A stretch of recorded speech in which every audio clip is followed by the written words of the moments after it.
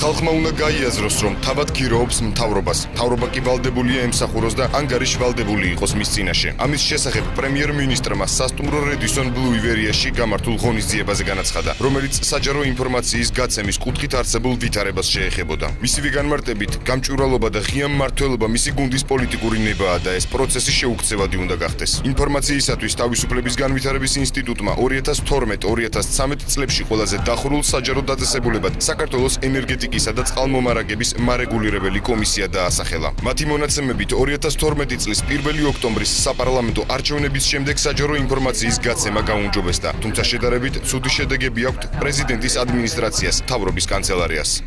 გამჭვირვალობა და ღია მმართველობა ჩვენი გუნდის პოლიტიკური ნებაა და ეს პროცესი შეუქცევადი უნდა გავხადოთ. ჩვენ ხალხს გავდიდით, რომ ხელისუფლების სამთავრობო სტრუქტურების საქმიანობა იქნებოდა ცნობილი და რომ ჩვენ ანგარიშვალდებული იქნებოდით ხალხის წინაშე.